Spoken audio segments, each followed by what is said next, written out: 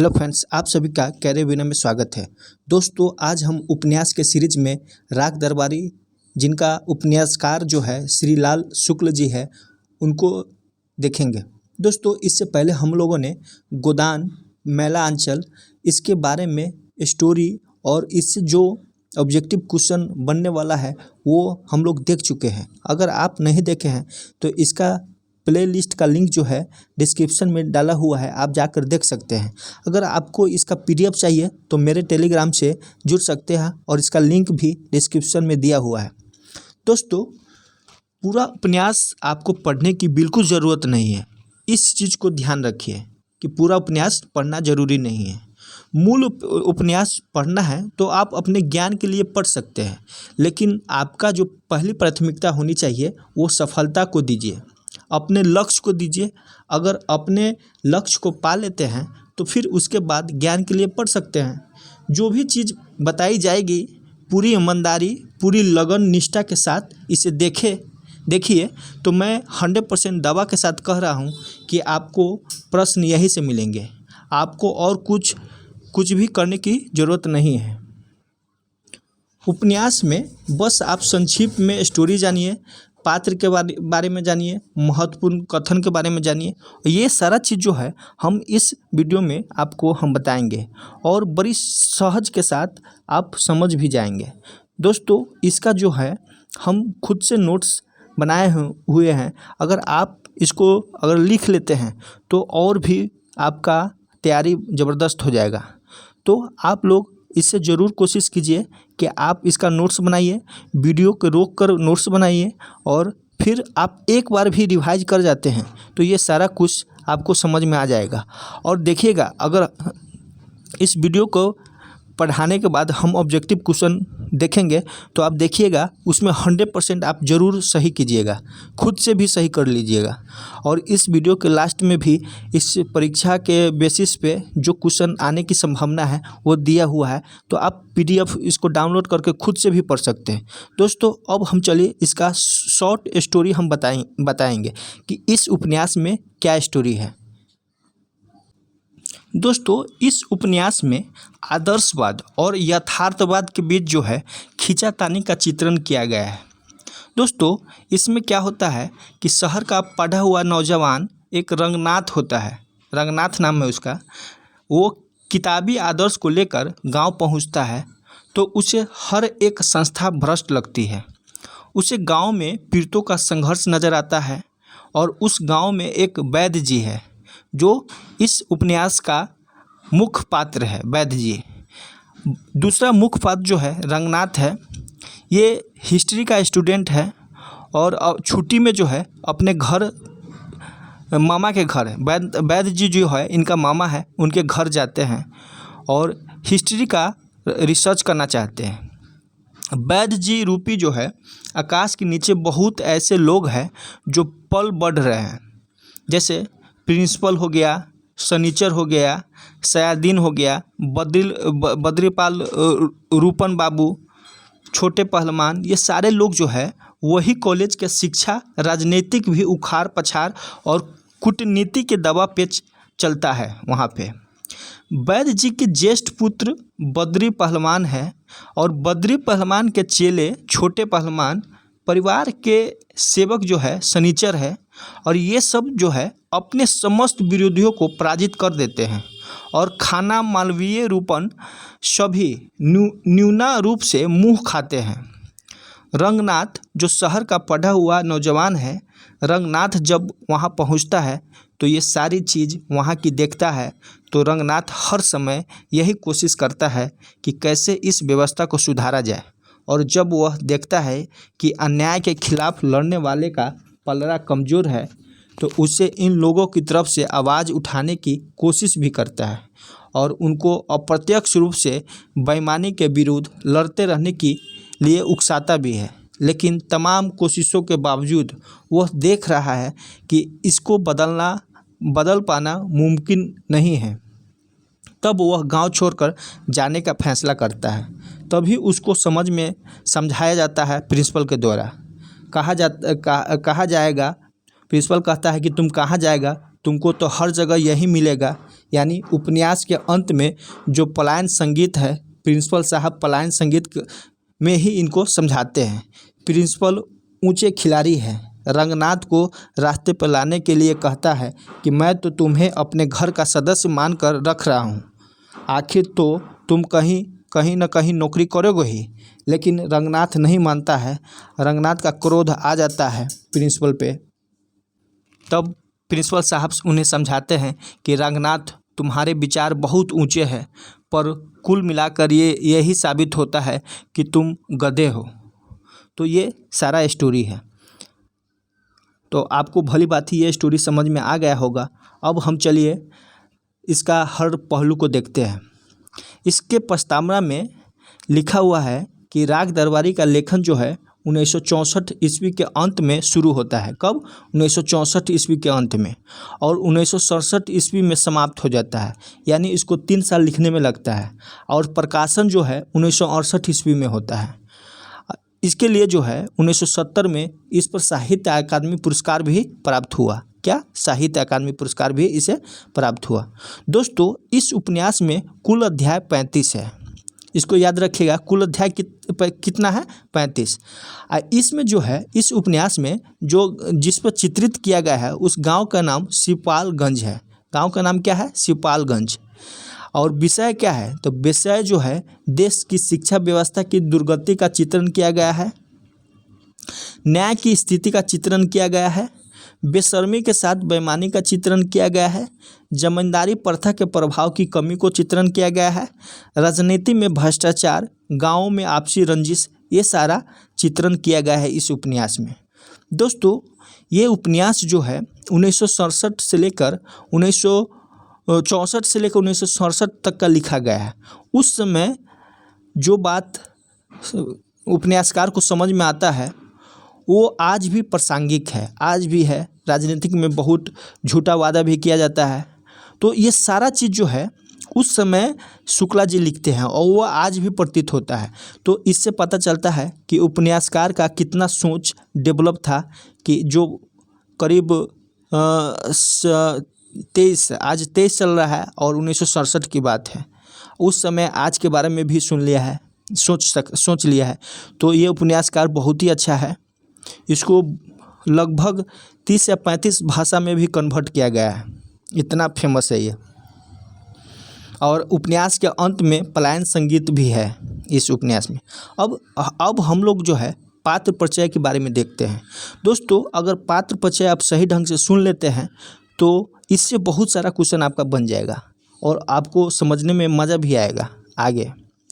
तो पात्र परिचय में हम लोग देखते हैं, एक वैद्य जी है जो हम लोग रंगनाथ के ये मामा जी है, जो हम लोग सारांश में देखे हैं, शॉर्ट स्टोरी में देखे हैं कि रंगनाथ इसी के घर आता है। तो इनके बारे में चलिए देखते हैं। ये सारे गांव की प्रगति और विकास के प्रवर्तक तथा संरक्षक है। ये प्रगति और विकास के संरक्षण है। ये अवसरवादी नेताओं के प्रतीक के रूप में वर्णित है, अवसरवादी नेता। और वैद्य जी इंटर कॉलेज के मैनेजर है। देखिए, इंटर कॉलेज की मैनेजर है और शिक्षक की नियुक्ति से लेकर कॉलेज की अर्थव्यवस्था, यदि सभी बातें इनके इशारों पर ही चलता है। किनके इशारों पर? तो वैद्य जी के इशारों पर। इनका एक पेशा भी है, वैधक भी है। उसने रोग को 2 वर्गों में बांटा है, एक प्रकट रोग है, एक गुप्त रोग है। तो ये गुप्त रोग का भी इलाज करते हैं। वैद्य जी के दवाखाना का विज्ञापन क्या है? पूछ देगा कि वैद्य जी के दवाखाना का विज्ञापन क्या है, क्वेश्चन में आता है ये। तो इसका विज्ञापन है जीवन से निराश नवयुवकों के लिए आशा का संदेश। यानी जिसको बाल बच्चा नहीं होता है उसके बारे में ये बोल रहा है कि जीवन से निराश नवयुवकों के लिए आशा का संदेश। फिर ये जो है कोऑपरेटिव यूनियन के मैनेजिंग डायरेक्टर भी है। स्थानीय नेता, सरकारी कर्मचारी, दरोगा सभी जो है वैद्य जी के हाथ के कठपुतली है। तो पहले का ये दे रहा है, आज भी ऐसा होता है। इसमें जो है शिवपालगंज में जो कॉलेज है उसका नाम छंगलालाल इंटरमीडिएट कॉलेज है। दोस्तों, छंगलालाल इंटरमीडिएट कॉलेज कैसे नाम पड़ा उसके बारे में हम लोग थोड़ा चर्चा करते हैं। काहे कि ये जो बताने जा रहे हैं बहुत सारा बुक में आपको नहीं मिलेगा। तो एक छन्नालाल व्यक्ति है, छंगामल जो है जिला बोर्ड के चेयरमैन थे। किसका चेयरमैन थे? जिला बोर्ड के। और एक फर्जी प्रस्ताव लिखकर बोर्ड का डाक बंगला था, वह डाक बंगला कॉलेज प्रबंधन समिति के नाम कर देता है। यानी छंगालाल जिला बोर्ड के चेयरमैन है और एक फर्जी प्रस्ताव लिखकर डाक बंगला कॉलेज प्रबंधन समिति के नाम कर देता है बोर्ड का। तो तभी से इस कॉलेज का नाम छंगालाल पड़ गया। तो छंगालाल किसके नाम पे पड़ा था? तो वही जिला बोर्ड के जो चेयरमैन थे छंगालाल, इन्हीं के नाम पर इस कॉलेज का इंटरमीडिएट कॉलेज। नहीं तो पहले क्या नाम था इसमें उपन्यास में चर्चा नहीं है। तो इंटरमीडिएट कॉलेज पहले बोला जाता था, लेकिन अब छंगालाल इंटरमीडिएट कॉलेज कर दिया गया। अगला है कि कॉलेज के विज्ञान मास्टर मोतीराम है। तो दूसरा पात्र है मोतीराम। तो ये कौन है? तो ये कॉलेज के विज्ञान के मास्टर है। तो साइंस के मास्टर कौन है? तो मोतीराम, और ये बीएसएससी पास है। दोस्तों, अगर मेरा पढ़ाने का तरीका आपको अच्छा लगे तो लाइक, शेयर और सब्सक्राइब, अगर आप सब्सक्राइब कर चुके हैं तो दोस्तों से भी सब्सक्राइब करवाइए और इसको शेयर कीजिए जहाँ तक हो सके। दोस्तों, मोतीराम जो है इनके बारे में व्यंग किया गया है कि ये पढ़ाने में कम और अपनी आटा चक्की पर ज़्यादा ध्यान देते थे। गांव में इनका आटा चक्की था, आटा चक्की का मशीन था। तो ये पढ़ाने में कम और आटा चक्की पर ज़्यादा ध्यान देते थे। ये व्यंग है इन पे। दोस्तों, एक खन्ना मास्टर है। तो खन्ना मास्टर किसका है? तो इतिहास का लेक्चरर है। तो यहाँ पे 3 गो पढ़ लिए। वैद्य जी एक पढ़े हैं, मोतीराम जो विज्ञान के टीचर है, और इतिहास के टीचर कौन है? खन्ना मास्टर। दोस्तों, वैद्य जी का बड़ा बेटा बद्री पहलवान है। तब एक और आ गया, एंट्री ले लिया, कौन? बद्री पहलवान। यह पहलवान के साथ गुंडों का भी नेता था। यह गुंडागर्दी करता था और गांव में गुंडागर्दी फैलाने, पिता के षड्यंत्रों में सहयोग करना, लाठी एवं गुंडों के बल पर कोई भी कार्य कराना आदि इसका काम था। तो वैद्य जी का बड़ा बेटा का नाम क्या था? तो बद्री पहलवान। ये गुंडागर्दी करता था, ये कोई भी काम जो है गुंडागर्दी से करवा लेता था। अब एक आ गया रूपन बाबू। तो रूपन बाबू जो है वैद्य जी का 18 वर्षीय छोटा बेटा है। तो एक रूपन आ गया, तो इसका 2 गो बेटा हो गया। एक जो है बद्री पहलवान और दूसरा जो है रूपन बाबू। तो छोटा रूपन बाबू और बड़ा बद्री पहलवान। तो ये भी कोई कम नहीं है। 18 वर्षीय छोटा बेटा जो 10वीं क्लास में लगातार 3 वर्षों तक अध्ययन तथा फेल हो रहा था। तो क्वेश्चन इसमें आएगा कि 18 वर्षीय जो रूपन बाबू थे वो किस क्लास में थे? 18 वर्ष में। तो ये 10वीं क्लास में थे और 3 वर्षों से अध्ययन कर रहा था लेकिन फेल हो रहा था। रूपन जो है रंगीला छात्र नेता है। गुंडागर्दी करना इसका पैदाइशी पेशा है। इसका पैदाइशी पेशा जो है गुंडागर्दी है और रंगीला छात्र है। तो ये हो गया। एक बार रिवाइज कर देते हैं। पात्र का नाम याद जरूर रखिएगा। वैद्य जी हो गया, मोतीराम हो गया, और बड़ा बेटा जो बद्री पहलवान, छोटा बेटा रूपन बाबू, और एक है खन्ना मास्टर। तो खन्ना मास्टर इतिहास क्या है, और मोतीराम जो बीएसएससी पास है उनका है विज्ञान का मास्टर। अब अगले पात्र में हम लोग देखेंगे। उपन्यास की एकमात्र स्त्री पात्र है। इसको याद रखिएगा कि एक ही है, इसलिए पूछने की क्वेश्चन संभावना है। और वो जो है गया दिन की लड़की बेला है। क्या नाम है? बेला। को रंगीला रूपन से प्रेम है, प्रेम पत्र लिखता है। यानी रूपन से जो है, रूपन कौन है? तो वैद्य जी का छोटा पुत्र। इसको याद रखिएगा। रूपन बाबू जो है वैद्य जी का छोटा पुत्र है। इसको जो है गया दिन की लड़की बेला से प्रेम है, तो प्रेम पत्र लिखता है। दोस्तों, बेला के बारे में बोला जाता है कि ये शादीशुदा न होकर भी, अविवाहित न होकर भी ये विवाहित का आनंद लेते हैं बेला। तो इस उपन्यास में ये चीज़ है। आगे है कि रंगनाथ इस उपन्यास का दूसरा महत्वपूर्ण पात्र है जो सिपालगंज की जिंदगी को तटस्थतापूर्वक देखता है, वही रंगनाथ। अब रंगनाथ की एंट्री हो गया। तो रंगनाथ जो है वैद्य जी का भांजा है, यानी वैद्य जी मामा है। यही अब जो है अपने छुट्टी के दौरान ये अपने मामा जी के घर जाते हैं हिस्ट्री का रिसर्च करने। तो ये सारा चीज़ वहीं देखते हैं। और वैद्य जी जो है इंटरमीडिएट कॉलेज के सारा चीज़ वही है, वैद्य जी उस गांव का पूरा चीज़ वैद्य जी ही है। तो उसी के यहाँ ये जाते हैं, यानी सिपालगंज में। तो सिपालगंज में ही इंटर कॉलेज भी है, वहाँ एक थाना भी है। तो यही कहता है कि दूसरा महत्वपूर्ण बात शिवपालगंज की ज़िंदगी को तटस्थतापूर्वक देखता है। तो शिवपालगंज जो है वहाँ के हर एरिया को जो है ये तटस्थतापूर्वक देखता है और अनुभव करता है। जो आपको हम शॉर्ट स्टोरी बताए हैं वो आप लोग ध्यान से सुने होंगे तो थोड़ा थोड़ा आपको दिलचस्पी बढ़ता होगा। अगला आ जाता है जोगनाथ। तो जोगनाथ जो है स्थानीय गुंडा है जो हमेशा नशे में ही रहता है। तो वहाँ का कुछ स्थानीय गुंडा है जिसका नाम जोगनाथ है, वह हमेशा नशे में रहता है। शनिचर, ये बहुत ही महत्वपूर्ण पार्ट है। शनिचर जो है वैद्य जी का नौकर है। असली में नाम क्या है इसका? मंगलदास है। इसका असली में नाम क्या है? मंगलदास। जो शनिचर है वो वैद्य जी का नौकर है। शनिचर जो है ग्राम सभा में जीतता है, जब चुनाव होती है तो ग्राम सभा में जीतता है ये। एक है लंगर प्रसाद, एक आम आदमी है। लंगर के प्रसाद क्या है? एक इसका जस्ट लंगर ही बोलता है, तो इसका पूरा नाम जो है लंगर प्रसाद है। ये एक आम आदमी है जो भ्रष्ट तंत्र का शिकार होता है और अपने सरल स्वभाव के कारण उस तंत्र को आगे झुकता भी है। अगला है गयादीन। अब गयादीन है, तो गयादीन कौन है? तो गयादीन बेला का जो मात्र एक स्त्री है उसका फादर है गयादीन। और बेला को जो है प्रेम प्रसंग किससे है? वही वैद्य जी के छोटे पुत्र रूपन बाबू से। तो ये सारा चीज़ अगर आपके दिमाग में रहेगा तो देखिएगा क्वेश्चन बहुत आसानी से बनेगा। गयादीन जो है कॉलेज प्रबंधन समिति का उप सभापति और सूदखोर बनिया है।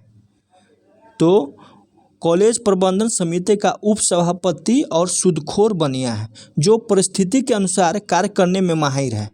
क्या है? परिस्थिति के अनुसार कार्य करने में माहिर है। और क्या है? प्रबंध समिति का उप सभापति है। कॉलेज प्रबंध समिति का उप सभापति, इसको याद रखिएगा। खन्ना मास्टर प्रिंसिपल का विरोधी एवं इतिहास के मास्टर वैद्य जी का जबरदस्त विरोधी रामाधीन। दोस्तों खन्ना मास्टर जो है ये इतिहास के मास्टर है, ये तो हम लोग जानते हैं पहले से। और ये प्रिंसिपल का विरोधी है। और इसका वैद्य जी का जबरदस्त विरोध कौन है? तो रामाधीन, इसको याद रखिएगा। रामाधीन कलकत्ता में अफीम का कारोबार करता है, इसकी वजह से ये जेल भी जाता है। तो रामाधीन कलकत्ता में अफीम का कारोबार करता है। वैद्य जी का विपक्षी होने के कारण इसे प्रतिनायक भी कहा जाता है। तो ये नायक कौन है? वैद्य जी है। इसको विरोध कर रहा है तो इसको प्रतिनायक भी कहा जा सकता है। रंगनाथ वैद्य जी के भतीजे इतिहास में MA 5 से 6 महीने छुट्टी पर गांव में आया है।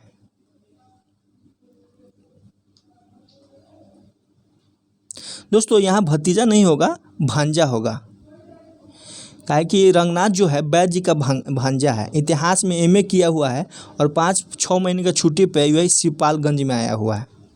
इसमें कॉलेज, सहकारी समिति, ग्राम सभा का त्रिकोणात्मक संघर्ष है। तो इसमें जो कॉलेज है, सहकारी समिति है और ग्राम सभा, इसमें त्रिकोणात्मक संघर्ष है दिखाया गया है इस उपन्यास में। इस उपन्यास के जो त्रिकोणात्मक संघर्ष दिखाया है उसका जो संघर्ष केंद्र है वैद्य जी है जो रंगनाथ का मामा है। अब हम लोग दोस्तों इस उपन्यास का 35 अध्याय है और इससे क्वेश्चन आता है कि किस अध्याय में क्या चर्चा है। तो अब जो है इसमें हम 35वां अध्याय के देखेंगे। दोस्तों बहुत ही इंटरेस्टेड है, अगर आप 35वां अध्याय देख लेंगे, सिर्फ सुन लेंगे ढंग से, तो आपका जो भी क्वेश्चन है ये आपको एक उपन्यास का टेंशन ख़त्म होगा। हम 100% वादा के साथ कहते हैं कि इसमें सारा क्वेश्चन आपका बन जाएगा और इसका हम प्रूफ भी आगे देंगे। तो अब चलिए अध्याय 1 में। तो अध्याय में जो है, इस अध्याय में रंगनाथ का सिपालगंज जाते समय एक ट्रक ड्राइवर से वार्तालाप है। तो अध्याय 1 में क्या है, वही हम जो बोले ना कि MA करके जब उसको छुट्टी मिलता है रंगनाथ को, तो ये अपने मामा के घर जाते हैं सिपालगंज। तो जाते समय जो है एक ट्रक ड्राइवर से वार्तालाप होता है और इसका थोड़ा सा हम स्टोरी बताते हैं। दोस्तों यहाँ पे एक क्वेश्चन है, ज़्यादातर की बुक में आपको नहीं दिया होगा। ट्रक ड्राइवर का नाम क्या था? आप लोग अगर जानते हैं तो कमेंट कर सकते हैं, लेकिन हम बता देते हैं। ट्रक ड्राइवर का नाम जो था बंटा सिंह था। क्या नाम था? बंटा सिंह। दोस्तों एक और चीज़ ये है कि ट्रक ड्राइवर को दरोगा साहब चेक करता है, और जब चेक करके चला जाता है तो अफसर के चले जाने के बाद जो है ड्राइवर और चपरासी रंगनाथ के पास आए। चपरासी, तो उस चपरासी का क्या नाम था वो पूछ सकता है। अशफाक नाम था। क्या नाम था? अशफाक। और ट्रक ड्राइवर का क्या नाम था? बंटा सिंह। अगर शॉर्ट नोट्स बना रहे हैं तो आपको बहुत ही बेनिफिट होगा, ये हम बार बार कह रहे हैं। तो बंटा सिंह नाम लिख लीजिएगा अपने शॉर्ट नोट्स में। और अशफाक जो है वही जो अफसर है, अफसर का चपरासी है। दोस्तों ट्रक ड्राइवर जो है एक दुकान पर पटरी के बगल में खड़ा था और दुकानदारी भी उसे देख रहा था। जब रंगनाथ ट्रक ड्राइवर से पूछता है कि जाने के लिए उसे पूछता है, तो ट्रक ड्राइवर मुड़ कर देखता है कि रंगनाथ की तरफ वह किस तरह से चित्रण करता है। वह कहता है, आ क्या हुलिया है। और ये ट्रक ड्राइवर कहता है, आ क्या हुलिया था, नो कंजन लोचन कंजम मुख कर कंज पंद कंजा रूरम। यह कथन जो है रंगनाथ के लिए आया है। और ड्राइवर ने रंगनाथ को कहा, क्या कहा? कथन सुन लीजिए एक बार। आ क्या हुलिया था, नो कंजन लोचन कंज मुख कर कंज पंद कंजा रूरम। ये है। दोस्तों रंगनाथ ड्राइवर से कहता है कि ड्राइवर साहब, आपका गियर तो बिल्कुल अपने देश के हुकूमत जैसा है। ये व्यंग है। तो ये व्यंग पूछता है क्वेश्चन में, व्यंग लिख देगा, पूछेगा किसके बारे में कहा गया है और किसने कहा। तो रंगनाथ जो ड्राइवर से कहता है, क्या कहता है? ड्राइवर साहब, आपका गियर तो बिल्कुल अपने देश के हुकूमत जैसा है। उसे चाहे जितनी टॉप गियर पे डाल दो, 2 गज चलते ही फिसल जाती है और लौट कर अपने खांचे में आ जाता है। ये व्यंग है। क्या है व्यंग? एक बार और बता देते हैं। ड्राइवर साहब, आपका गियर तो बिल्कुल अपने देश के हुकूमत जैसा है। उसे चाहे जितनी टॉप गियर पे डाल दो, 2 गज चलते ही फसल जाती है और लौट कर अपने खांचे में आ जाती है। तो ये सारा जो है अध्याय 1 में चर्चा है। अब हम लोग अध्याय 2 के बारे में देखेंगे। दोस्तों अध्याय 2 में जो है शिवपालगंज और थाने का चित्रण है। और शिवपालगंज में एक ही थाना है, उसका चित्रण है। उसमें रूपन बाबू का व्यक्तित्व बताया गया है। दोस्तों शिवपालगंज थाने का चित्रण किस समय का दृश्य को दिखाता है? तो ये जो है शेरशाह सूरी के समय को थाना को दिखाता है। शेरशाह सूरी के समय जो मुग़ल काल में था, 1545 से 1545 के आसपास, उस समय का चित्रण ये यहाँ पे ये क्या बोलते हैं उपन्यासकार बताता है। उसने बताता है कि थाने में फाउंटेन पेन नहीं है, टेलीफोन नहीं है, पुराने ज़माने के राइफ़ल है। लगता है कि ये गदर आंदोलन का प्रयोग किया हुआ राइफ़ल है। सिपाही के हाथों में बाँस के लाठी है और वह कुत्ता को मारने के लिए है। चौकीदार जो है घोड़े से चलते हैं। ये सारा जो दृश्य उपन्यासकार दिखाता है कि देश आगे बढ़ रहा है, लेकिन अभी संस्था जो है बहुत ही पिछड़ा है, यानी शेरशाह सूरी के समय का ही है। तो ये चीज़ है।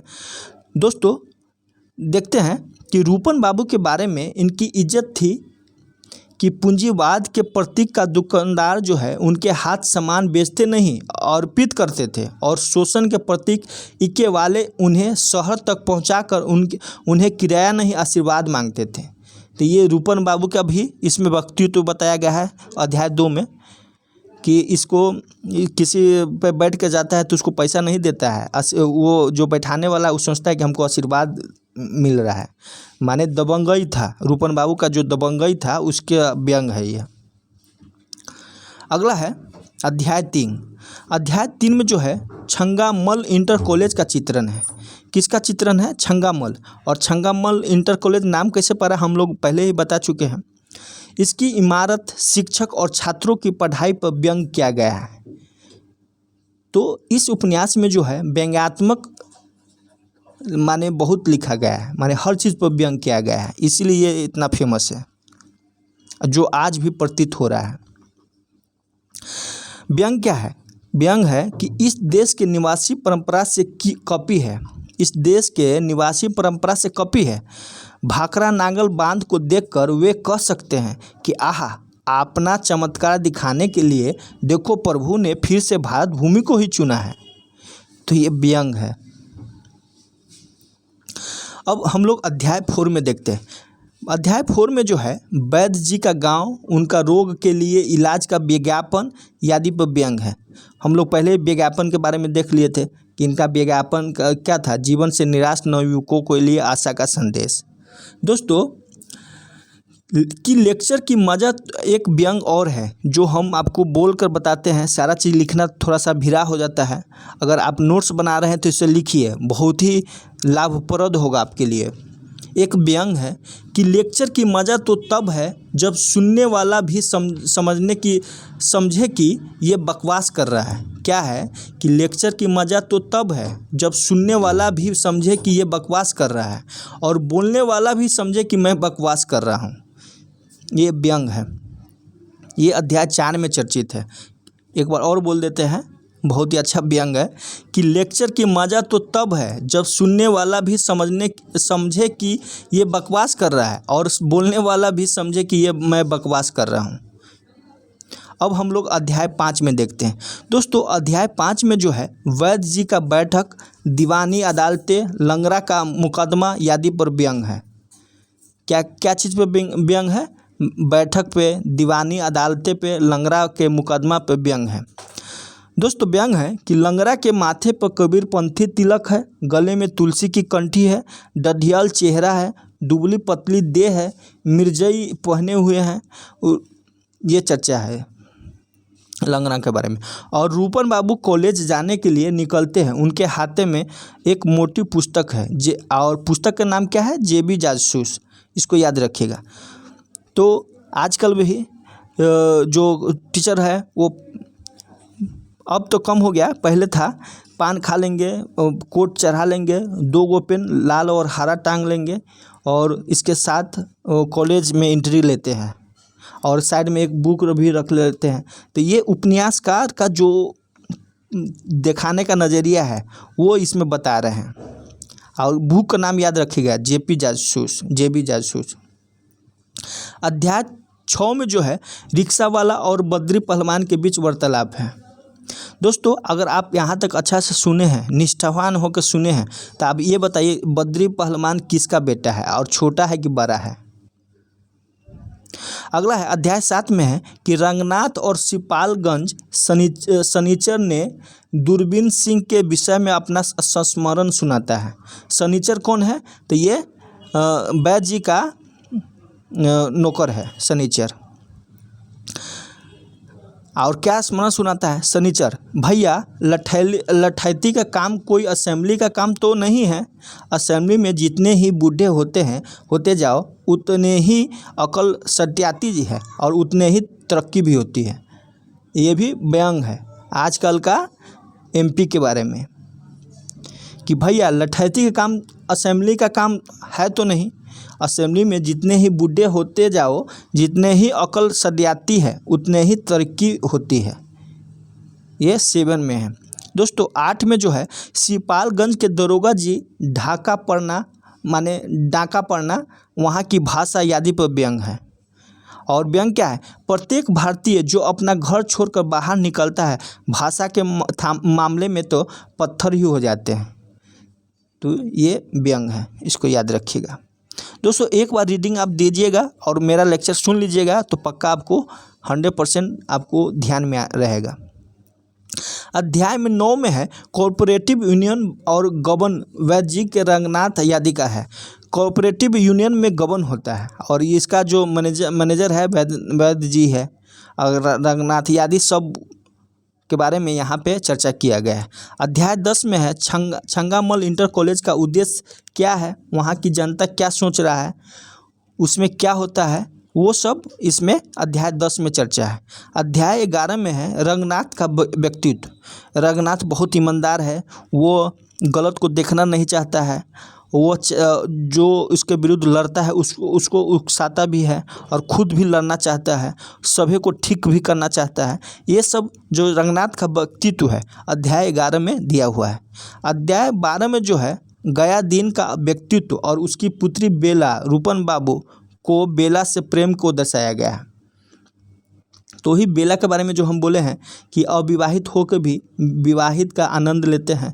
तो ये जो सारा चीज़ है ये उपन्यासकार का करवी समाज के बारे में चित्रण किया गया है, करा प्रति दिखाया गया है, करवाहट। और गयादीन का व्यक्तित्व भी दिखाया गया है, ये बेईमान रहता है। अध्याय 13 में जो है सिपालगंज और वहाँ के प्रधान फिर शनिचर आदि का कार्य दिखाया गया है। 14 में है कार्तिक पूर्णिमा का मेला लगता है, उसके बारे में दिखाया गया है, चित्रण किया गया है। तो पूछ देगा कार्तिक पूर्णिमा का मेला जो लगता है, उपन्यास जो है राग दरबारी, वो अध्याय किस में चर्चित है? तो 14 में चर्चित है। अध्याय 15 में जो है जोगनाथ मंदिर शनिचर छोटे पहलवान रंगनाथ के व्यक्तित्व नासिकता का चित्रण है। इसमें व्यंग किया गया है अध्याय 15 में कि हमें दर्शन वर्शन नहीं करना है। क्या है कि हमें दर्शन वर्शन नहीं करना है, यहाँ तो बस लाल लंगोटे वाले की गुलामी करते हैं और जितने देवी देवता हैं उनको भूसा समझते हैं। ये व्यंग्यात्मक है, उपन्यासकार लिख रहे हैं। दोस्तों इस उपन्यास में बहुत हार्ड लैंग्वेज इस्तेमाल किया गया है। ये जो है लखनऊ का चित्रण किया गया है, लखनऊ का। अध्याय 16 में जो है न्याय पंचायत भीकम खेरा का दृश्य है। क्या नाम है? भीकम खेरा। अध्याय 17 में वैद्य जी और इंटर कॉलेज की बैठक का दर्शाया गया है। अध्याय 18 में काली प्रसाद और इंटर कॉलेज को दर्शाया गया है।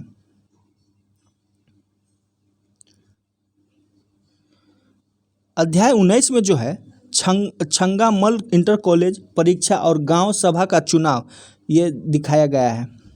वैद्य जी का एक व्यंग है, सूर्य दिशा के अधीन होकर नहीं उगता है, वह जिधर ही उदित होता है वही पूरब दिशा हो जाता है।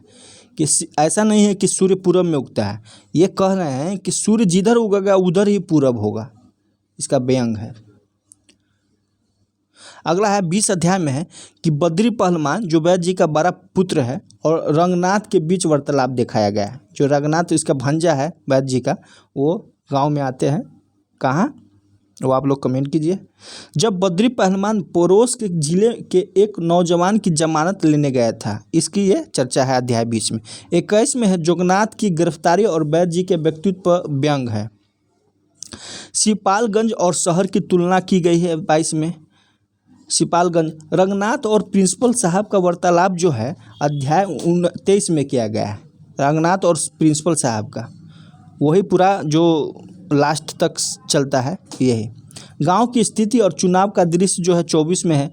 रूपन बाबू का प्रेम पत्र और लोगों की राय, गांव की क्या राय था रूपन बाबू के प्रति, वो अध्याय 25 में है। प्रिंसिपल साहब का व्यक्तित्व जो है 26 में है।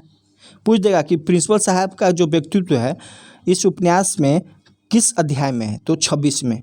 रंगनाथ और दार्शनिक सोच ये 27 में है। रूपन बाबू और प्रेम का चित्रांकन 28 में है। रूपन बाबू वैद्य जी और प्रिंसिपल का वार्तालाप, तीनों का वार्तालाप जो है 29 में है, तीनों का।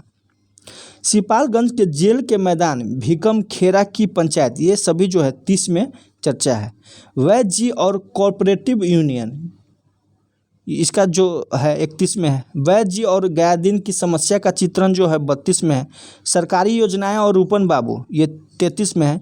जितना भी सरकारी योजना है रूपन बाबू को पैसा मिलता ही था। ये अपने अंडर में जितना भी योजना आता था सरकार की तरफ से ये अपने अंडर में रखते थे। आज भी ऐसा होता है। खाना मास्टर का व्यक्तित्व जो है 34 में है। और लास्ट जो अध्याय है उसमें लास्ट वाला को याद रखिएगा, सिपालगंज का दृश्य और ब्रिटिश हुकूमत से तुलना की गई है। ऐसा दृश्य है वहाँ पे, तो 35 को याद रखिएगा, लास्ट है। अब चलिए हम देखते हैं कि बोले थे कि जब उसको पलायन संगीत सुनाता है रंगनाथ को प्रिंसिपल साहब, तो कहता है कि तुम मझौली हैसियत के मनुष्य हो और मनुष्य के कीचड़ में फंस गए हो। तुम्हारे चारों ओर कीचड़ ही कीचड़ है। कीचड़ की चापलूसी मत करो, इस मुगालते में न रहो कि कीचड़ से कमल पैदा होता है। माने मुगालफत में न रहो कि कीचड़ से, आजकल भी लोग नहीं कहते हैं कि कीचड़ में कमल खिलता है, तो वही प्रिंसिपल इसको रंगनाथ को कहता है कि ऐसा मत सोचो कि कीचड़ में कमल खिलता है। कीचड़ में कीचड़ ही पनपता है, ये सोचो, और वहीं फैलता है, वहीं उछलता भी है। तो प्रिंसिपल साहब किसको बोले? ये रंगनाथ जी को। अब जो है कुछ स्टेटमेंट है, उसको हम लोग देखेंगे।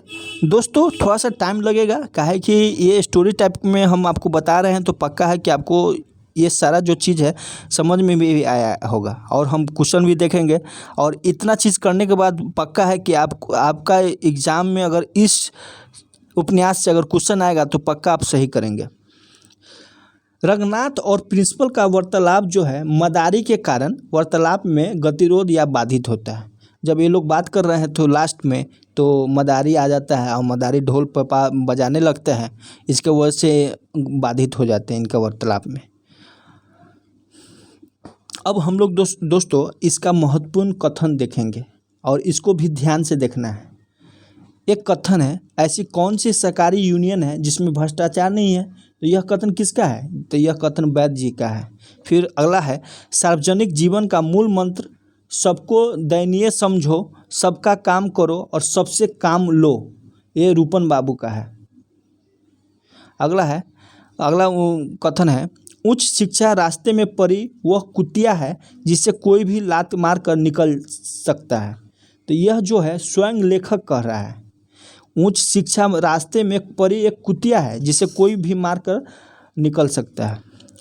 अगला कथन है, विलायत का एक चक्कर लगाने के लिए यदि साबित करना पड़ जाए कि हम अपने बाप की औलाद नहीं हैं तो उसे साबित कर देंगे। ये किसने कहा? तो ये प्रिंसिपल साहब कहता है। अगला है, तुम्हारा गियर तो बिल्कुल अपने देश की हुकूमत जैसा है। तो ये रंगनाथ जो है ट्रक ड्राइवर को कहता है। और आजकल जो राजनीतिक है वो उसके बारे में व्यंग किया गया है। हर हिंदुस्तानी की यही हालत है, 2 पैसे की जहाँ किफ़ायत हो वह उधर ही मुँह मारता है। तो ये मोतीराम कहता है। दोस्तों आप लोग कमेंट कीजिए कि मोतीराम कौन है, इसका भी हम लोग चर्चा किए हैं। घोड़े की लात और मर्द की बात कभी खाली नहीं जाती। तो ये कौन कहता है? ये चपरासी कहता है कि घोड़े की लात और मर्द की बात कभी खाली नहीं जाती। अगला कथन है, मैं तू और तू मैं को मिटाकर मैं की जगह तू और तू की जगह मैं बन जाना चाहिए। तो ये वैद्य जी कहता है। तो इतना सारा चीज़ हो गया। अब हम लोग क्वेश्चन को देखेंगे और देखिएगा आप लोग को ज़रूर ये क्वेश्चन में 100% सही होगा। तो अब चलिए हम लोग क्वेश्चन देखते हैं। फर्स्ट क्वेश्चन है कि राग दरबारी के रचयिता कौन है? तो श्रीलाल शुक्ल है। अब गोदान प्रेमचंद, मैलांचल, फणीश्वरनाथ। ये गोदान हो गया, हम लोग को सिलेबस में भी है। और फणीश्वरनाथ का कौन हो गया? ये मैलांचल।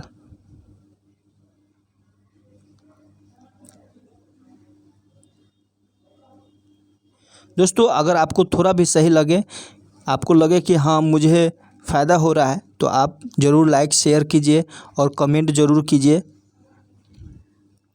और सब्सक्राइब भी करवाइए। अगला क्वेश्चन है, श्रीलाल शुक्ल का जन्म कब हुआ? तो ये जो उपन्यासकार है इनके बारे में है। तो इनका जन्म जो है 1925 ईस्वी में हुआ है। कब हुआ? 1925 ईस्वी में। अगला है, श्रीलाल शुक्ल ने राग दरबारी उपन्यास में किस व्यंग्यात्मक को प्रस्तुत किया है? तो किस व्यंग्यात्मक को प्रस्तुत किया है? तो भारतीय व्यवस्था को के बारे में कहा गया है कि जो भी भारतीय व्यवस्था है सभी एरिया में, राजनीतिक, थाना, दरोगा, ये सब है, और कॉलेज का क्या हाल है, तो उस सब के बारे में, शिक्षा टीचर का क्या हाल है, उस सब के बारे में व्यंग्यात्मक किया गया है। तो भारतीय व्यवस्था के बारे में व्यंग्यात्मक है। राग दरबारी उपन्यास किस शैली में लिखा गया है? तो राग दरबारी उपन्यास जो है रिपोतोज शैली में लिखा गया है। रिपोतोज। श्रीलाल शुक्ल का पहला उपन्यास कौन सी है? तो पहला उपन्यास जो है सुनी घाटी का सूरज है। दोस्तों अगर आप लोग बोलिएगा तो श्री शुक्ला जी के बारे में भी अगर बोलिएगा तो हम शॉर्ट वीडियो बना देंगे, 5-6 मिनट का वीडियो रहेगा। शुक्ला जी का उपन्यास का क्या कौन कौन उपन्यास लिखे, नाटक क्या लिखे, वो सारा चीज़ डिटेल हम बता देंगे अगर बोलिएगा तो। श्री लाल शुक्ला का पहला उपन्यास सूनी घाट का सूरज है। कौन है? सूनी घाट का सूरज। अगला है राग दरबारी उपन्यास में छंगामल इंटर कॉलेज का प्रबंधक कौन है? तो छंगामल इंटर कॉलेज का प्रबंधक जो है वैद्य जी है। राग दरबारी उपन्यास का पूरा घटनाक्रम कौन सी गांव की है? तो ये सिपालगंज का है। कौन सी गांव का? सिपालगंज की। राग दरबारी उपन्यास में कितने अंकों का वर्णन है? तो कितने अंक या अध्याय वही होता है 35 अध्याय। उपन्यास में किस बीमारी से बचाव और सतर्क रहने का प्रचार किया जाता है? तो किस बीमारी से? तो ये मलेरिया से। अगला है राग दरबारी उपन्यास में किसके बीच की खींचातान को दिखाया गया है? तो हम लोग शॉर्ट स्टोरी ही इससे शुरुआत किए थे, इससे आदर्शवाद और यथार्थवाद। अगला निम्नलिखित में से उपन्यास का मुख्य पात्र कौन है? तो पात्र होगा, ये गलत है। मुख्य पात्र कौन है? तो मुख्य पात्र जो है ये है रंगनाथ। अगला है राग दरबारी। दोस्तों इसमें अगर वैद्य जी दे तो मुख्य पात्र वैद्य जी होगा, दूसरा रंगनाथ है। इसमें ऑप्शन में वैद्य जी नहीं है। राग दरबारी का प्रकाशन वर्ष कब है? तो वही 64 से शुरू करता है 67 तक, 68 में प्रकाशन करता है। तो अगर ध्यान से लेक्चर सुनिएगा तो कॉन्फिडेंस भी बढ़ा रहेगा और क्वेश्चन करने की संभावना अधिक होगा। अगला क्वेश्चन है राग दरबारी उपन्यास में किस जीवन की समीक्षा की गई है? तो किस जीवन की समीक्षा की गई है? तो ग्रामीण जीवन की समीक्षा की गई है। दोस्तों एक कॉन्सेप्ट है कि इस उपन्यास को आंचलिक नहीं कहा जाता है। आप लोग कमेंट कीजिए क्यों नहीं कहा जाता है आंचलिक? क्योंकि अभी एक गाँव का जीवन का समीक्षा किया गया है तो आंचलिक कहना चाहिए। तो आप लोग कमेंट कीजिए रीज़न क्या है। अगर आप लोग समझे होंगे तो ज़रूर कमेंट कीजिएगा। अगला है निम्नलिखित में से कौन सा पाज राग दरबारी उपन्यास का है? तो कौन है? बाबू रामाधीन, भीखम खेरी, वैद्य जी, रूपन, ये सभी है। रामाधीन जो था यह वैद्य जी का कट्टर विरोधी था। अगला है निम्नलिखित में से कौन सा उपन्यास व्यंग्यात्मक उपन्यास है? तो अभी हम लोग जो पढ़ रहे हैं वही है व्यंग्यात्मक। श्री लाल शुक्ल ने अपने उपन्यास राग दरबारी में किसे समेटने का प्रयास किया है? तो किसे समेटने का? तो भारत के गांवों में जन्मी विसंगतियों को। बाई ऑप्शन भी आप इसको सही कर सकते हैं। अगला है राग दरबारी उपन्यास के लिए श्री लाल शुक्ल को सम्मानित किया गया। तो किससे सम्मानित किया गया? तो ये साहित्य अकादमी पुरस्कार जो 1970 में मिला था। अगला है राग दरबारी उपन्यास में किससे सबसे समझदार व्यक्ति कहा गया है? तो किससे तो ये गयादीन को। अगला है राग दरबारी उपन्यास में किसकी दृष्टि से राजनीति में सब तरह का कामीनापन चलता है? रूपन की दृष्टि से। अगला है निम्नलिखित में से राग दरबारी उपन्यास का मुख्य केंद्र बिंदु क्या है? तो मुख्य केंद्र बिंदु क्या है? तो यह छंगामल इंटरमीडिएट कॉलेज। अगला है राग दरबारी में कौन सा पाज अपनी आटा चक्की गाना सुनाने के लिए प्रसिद्ध है? तो आटा चक्की गाना के लिए प्रसिद्ध कौन है? तो मास्टर मोतीराम, जिनके पास आटा चक्की का गांव में एक मशीन भी था और ये बीएसएससी कर का साइंस का मास्टर था।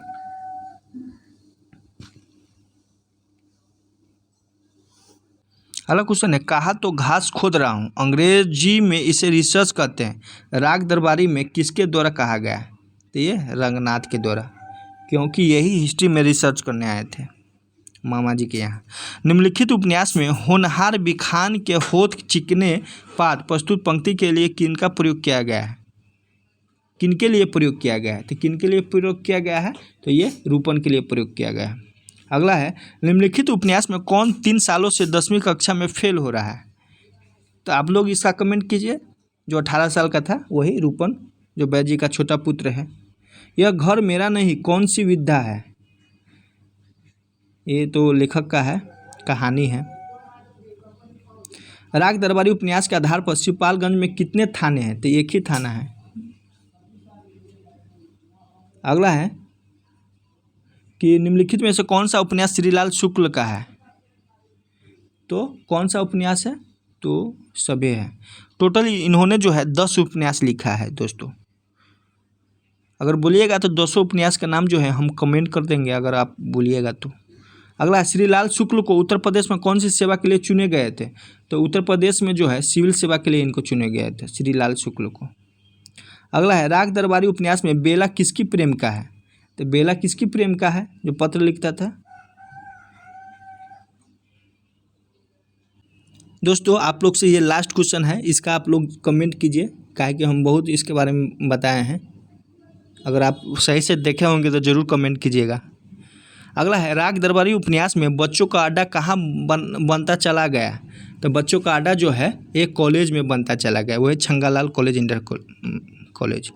दोस्तों अब जो है हम लोग ने परीक्षा का दृष्टि से जो है इससे संबंधित और ज़्यादा जो क्वेश्चन आने वाला है, आप डायरेक्ट 1 लाइनर आप क्वेश्चन देख सकते हैं और देखिएगा इसमें आपको सारा क्वेश्चन आ जाएगा। देखिए फर्स्ट क्वेश्चन है, राग दरबारी के उपन्यास के लेखक कौन है? तो शुक्ला जी है। और इसका प्रकाशन वर्ष तो 1968। इसमें कितना अध्याय है? तो 35 है। और किस गांव का चित्रण किया गया है? तो सिपाल गांव का। राग दरबारी उपन्यास में मुख्य पात्र कौन है? तो मुख्य पात्र वैद्य जी है। अगला है, राग दरबारी उपन्यास के छंगामल इंटर कॉलेज का प्रबंधक कौन है? तो प्रबंधक वैद्य जी है। और उपन्यास में शनिचर का नाम क्या है? तो मंगलदास इनका पूरा नाम है। अगला है, वैद्य जी के द्वारा किससे सिपालगंज का गांव का कठपुतली प्रधान बनाया जाता है? तो वही शनिचरा को, इसको शनिचरा भी कहते हैं, मंगलदास। उपन्यास राग दरबारी का प्रारंभ और अंत कैसे होता है? तो रंगनाथ के गांव में आने से प्रारंभ होता है और रंगनाथ के सिपालगंज से जाने से अंत हो जाता है। आने और वही जो MA किया हुआ था हिस्ट्री में। पात्र रंगनाथ सिपालगंज के गांव किनके पास था? तो वैद्य जी के पास है। वैद्य जी रंगनाथ के मामा है, वही हम बोल रहे थे, भतीजा नहीं मामा है। अगला, श्रीलाल शुक्ल ने कुल कितने उपन्यास लिखे? तो 10 उपन्यास लिखे हैं। और राग दरबारी उपन्यास का प्रकाशन 68 में हुआ था। राग दरबारी उपन्यास के लिए श्रीलाल शुक्ल को कौन सा पुरस्कार मिला था? साहित्य अकादमी पुरस्कार। श्रीलाल शुक्ल के किन उपन्यास का 15 भाषाओं में, दोस्तों देखिए 15 भाषाओं में जो है इनके अतिरिक्त अंग्रेजी में भी अनुवाद किया गया, तो राग दरबारी उपन्यास को। अगला है, श्रीलाल शुक्ल की किस रचना के लिए एक दूरदर्शन धारावाहिक निर्माण भी हुआ है? तो राग दरबारी। तो इस तरह से देखिए दोस्तों कितना क्वेश्चन बन रहा है आपसे। राग दरबारी उपन्यास में कौन सा पात्र नायक के रूप में आदि से अंत तक का कथा के केंद्र बना? वही वैद्य जी। देखिए राग दरबारी उपन्यास में कौन सा पात्र आज की क्रांतिकारी युवा का पीढ़ी है? तो वही रूपन बाबू। और राग दरबारी के उपन्यास में किस गांव का उल्लेख है? तो सिपालगंज का। तो इस तरह से जो है आप जो भी क्वेश्चन देखिए, आप इसका PDF देखिए, टेलीग्राम से जुड़ जाइए और PDF डाउनलोड करके आप ये खुद से पढ़ लीजिए, नहीं तो वीडियो बहुत लंबा हो जाएगा। सभी क्वेश्चन आपको समझ में आएगा अगर आप सही से सुने होंगे तो। देखिए कह रहा है, राग दरबारी में लुच्चों का अड्डा कहाँ है? तो वही छंगालाल इंटरमीडिएट कॉलेज। फिर कह रहा है, राग दरबारी उपन्यास का आधार पर बताया कि जब रूपन बाबू 18 वर्ष का था तो कईवीं क्लास में था? तो वही 10वीं में। आदर्श यथार्थवाद का चित्रण है। एक थाना है। फिर कह रहा है, राग दरबारी का उपन्यास के लेखक तो जी है। तो ये सारा क्वेश्चन आपको बनेगा, ये पूरा दिया हुआ है, एक बार पढ़ लीजिए। सबका लंगर वैद्य जी, हाँ ये नया है। राग दरबारी उपन्यास में अध्यापकों को कौन सा मुकदमा दिया? तो 107 मुकदमा था। तो जो छूटा फूटा होगा तो पूरा आप देख लीजिएगा, तो स्वाभाविक है कि आपको सभी सही हो जाएगा। देखिए रंगनाथ शहर में शिवपाल के गांव में अपने मामा जी के पास कितने महीने के लिए छुट्टी में आए थे? तो 5 से 6 महीने। राग दरबारी में किस गांव का समग्र चित्रण हुआ है? तो सिपालगंज। वही देखिए राग दरबारी उपन्यास में रामाधीन भीकम खेरवी कौन सा व्यापार करता था? वही अफीम का करता था, इसलिए कलकत्ता में करता था और जेल भी गया। सिपालगंज में लगभग 5 मील दूरी पर एक मेला लगता था कार्तिक पूर्णिमा का, ये इसका भी हम लोग चर्चा किए हैं। राग दरबारी में किस पात्र को स्थानीय गुंडे के रूप में वर्णित किया है? तो वही जगन्नाथ को। और राग दरबारी उपन्यास की किस विधा की रचना है? तो उपन्यास है ये। तो इस तरह से अगर आप इसको कंप्लीट कर लेते हैं तो आपको 100% ये उपन्यास जो तीसरा है और लास्ट है, 3 ही उपन्यास पढ़ना है, गोदान, मेलांचल और ये तीनों पढ़ लीजिएगा। तो इससे जो भी क्वेश्चन आएगा 5, 7, 10 जो भी क्वेश्चन आएगा आप सही कीजिएगा। दोस्तों वीडियो को शेयर कीजिए, अगर अच्छा लगा है तो आप कमेंट ज़रूर कीजिए और दोस्तों से भी सब्सक्राइब करवाइए। और जो फ्रेंड्स मेंस में हिंदी लिए हुए हैं उसके यहाँ आप इसको शेयर कर सकते हैं ताकि उसको भी बेनिफिट हो। तो दोस्तों चलिए। चलिए अब हम इतना ही, फिर हम नेक्स्ट टाइम हिंदी से ही कोई बढ़िया लेकर आएंगे। आप इस चैनल से जुड़िए, आपको ज़रूर बेनिफिट होगा। ये इस चैनल पर JSSC CGL का हर कुछ दिया जाएगा, हर सब्जेक्ट के बारे में कुछ ना कुछ कहा जाएगा और इतना कर दिया जाएगा कि आपकी तैयारी एकदम कंप्लीट हो। तो आप इस चैनल से जुड़िए, दोस्तों को भी जोड़िए और टेलीग्राम से ज़रूर जोड़िए। चलिए दोस्त, अब हो गया। Thank you.